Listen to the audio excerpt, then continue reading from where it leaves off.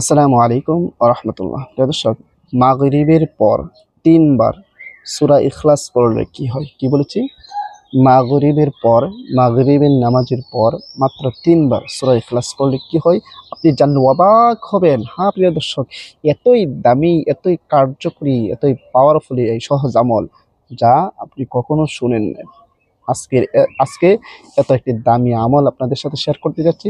ভিডিওটি স্কিপ করা ছাড়া ধৈর্য সহকারে অল্প সময় ব্যয় করে আপনি দেখুন এবং শিখে রাখুন, আপনার জীবনে অনেক উপকার হবে। প্রিয় দর্শক, আমি বিস্তারিতভাবে এই ভিডিওর মাঝে আলোচনা করব, কিভাবে আমল করবেন, কখন করবেন, সব আলোচনা এই ভিডিওর মাঝে থাকবে।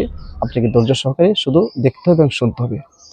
তবে ভিডিওটি বিস্তারিতভাবে আলোচনা করার আগে আপনাদের কাছে একটা রিকোয়েস্ট করব, যারা আমার চ্যানেলের মধ্যে নতুন আছেন অবশ্যই চ্যানেলটি সাবস্ক্রাইব করে পাশে থাকা বেল আইকনটি বাজিয়ে দেবেন। প্রিয় দর্শক, আপনার একটি সাবস্ক্রাইব, আপনার একটি লাইক, আপনার একটি কমেন্টস, এই সবগুলো আমাদের উৎসাহিত করেন। আপনারা যদি উৎসাহ দেন, ইনশাআল্লাহ আপনাদের জন্য আরও দামি দামি কার্যকরী, পাওয়ারফুল, ক্ষমতা সম্পন্ন সহজ আমল দেওয়ার চেষ্টা করব। প্রিয় দর্শক, আপনারা হয়তো লক্ষ্য করলে দেখবেন আমার এই চ্যানেলের প্রতিটা ভিডিও খুবই সহজ আমল দিয়ে থাকি। কারণ সহজ আমল দিলে সবাই এটা করতে পারে। কঠিন কোনো যদি আমল দেয় তাহলে অনেকে করতে পারবে, অনেকে করতে পারবে না।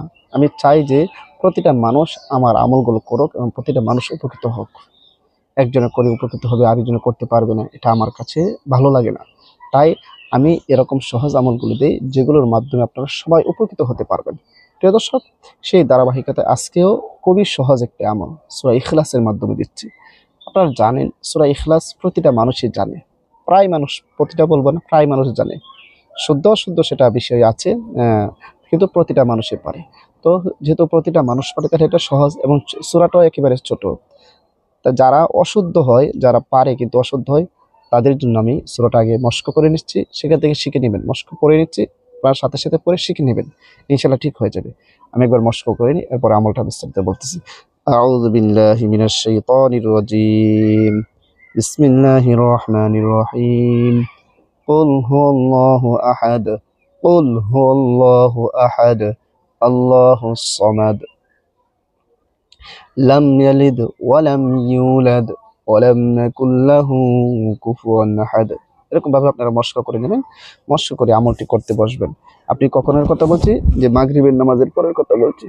মাগরিবের নামাজ যখন আদায় হয়ে যাবে তখন উযু অবস্থায়, পবিত্র অবস্থায়, যদি উযু না থাকে উযু করে নেবেন, পবিত্র হয়ে যাবেন। কারণ পবিত্রতা মহান আল্লাহ তাআলার সিফত। আল্লাহ তাআলা নিজে পবিত্র, আর পবিত্রতাকে পছন্দ করে। কোনো বান্দা যখন পবিত্র হয়ে কোনো কাজ করে, সেই কাজের গ্রহণযোগ্যতা, সেই কাজের কার্যক্ষমতা অনেক বেড়ে যায়। এই জন্য পবিত্র হয়ে উযু করে এরপর আপনি আমলটি করবেন। প্রিয় দর্শক, মনে করেন আপনি উযু করে নিলেন বা উযু আছে মাগরিবের নামাজের পরে, তখন বসে আপনি আমলটি করবেন। আমলটি করার আগে ৩ বার ইস্তিগফার পাঠ করে নিন, যে কোনো ইস্তিগফার। আস্তাগফিরুল্লাহ রাব্বি মিন কুল্লি যামবি ওয়া আতুবু ইলাইহি লা হাওলা ওয়া লা কুওয়াতা ইল্লা বিল্লাহিল আলিয়্যিল আযীম। ৩ বার ইস্তিগফার পাঠ করে নেবেন। এরপরে নবীর মুহাব্বত অন্তরে ধারণ করে যে কোনো দুরূদ শরীফ পড়েন আপনি ৩ বার পড়ে নেবেন। আমি দরুদ ইব্রাহিম পড়তেছি, যে দুরূদ শরীফ আমরা নামাজের মধ্যে পড়ে থাকি। আল্লাহুম্মা সাল্লি আলা মুহাম্মাদিন ওয়া আলা আলি মুহাম্মাদ কামা সাল্লাইতা আলা ইব্রাহিম ওয়া আলা আলি ইব্রাহিম ইন্নাকা হামিদুম মাজিদ।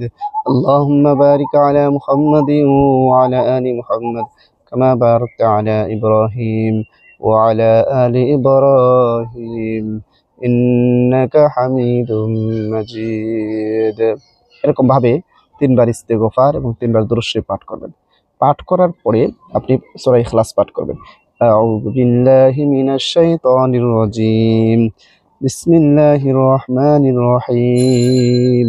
কুল হুয়াল্লাহু আহাদ। আল্লাহুস সামাদ। লাম ইয়ালিদ ওয়া লাম ইউলাদ ওয়া লাম ইয়াকুল লাহু কুফুয়ান আহাদ। বিসমিল্লাহির রহমানির রহিম। কুল হুয়াল্লাহু আহাদ। আল্লাহুস সামাদ। লাম ইয়ালিদ ওয়া লাম ইউলাদ ওয়া লাম ইয়াকুল লাহু কুফুয়ান আহাদ। বিসমিল্লাহির রহমানির রহিম। কুল হুয়াল্লাহু আহাদ। আল্লাহুস সামাদ। লাম ইয়ালিদ ওয়া লাম ইউলাদ ওয়া লাম ইয়াকুল লাহু কুফুয়ান আহাদ। এরকম ভাবে ৩ বার পড়ার পরে আবার শেষে যে কোনো দরুদ শরীফ পড়েন, পড়ে দিবেন সাল্লাল্লাহু আলাইহি ওয়াসাল্লাম, সাল্লাল্লাহু আলাইহি ওয়াসাল্লাম, সাল্লাল্লাহু আলাইহি ওয়াসাল্লাম। প্রিয় দর্শক, এই আমলটি করলে কি লাভ হবে, কি উপকার হবে? ১ নম্বর, মনের আশা পূর্ণ হবে। যে কোনো আশা নিয়ে, যে কোনো নিয়ত নিয়ে আমলটি করবেন, আল্লাহ তাআলা মনের আশা পূরণ করে দিবেন। আল্লাহ তাআলা আপনার দোয়া কবুল করেন। যা দোয়া করবেন তা আল্লাহ তাআলা কবুল করে দিবে। আপনি যদি এই আমলগুলো আল্লাহর উপর পূর্ণ বিশ্বাস রেখে করতে পারেন, ইনশাআল্লাহ আপনি সাথে সাথে ফল পাবেন ইনশাআল্লাহ। প্রিয় দর্শক, যে কোনো নিয়ত আপনি করবেন তার ফলাফল আপনি সাথে সাথে পেয়ে যাবেন। অভাব অনটন দূর হয়ে, দুঃখ দুর্দশা সব ইনশাআল্লাহ ঠিক হয়ে যাবে, আপনার মনের আশা পূরণ করবে। এই জন্য এই আমলটি সবাই শিখে রাখুন, আর ভিডিওটা বেশি করে শেয়ার করে দেবেন যেন এই সহজ আমলটি সবাই শিখে রাখতে পারে, সবাই উপকৃত হতে পারে। সবাইকে অসংখ্য ধন্যবাদ। আসসালামু আলাইকুম ওয়া রাহমাতুল্লাহ।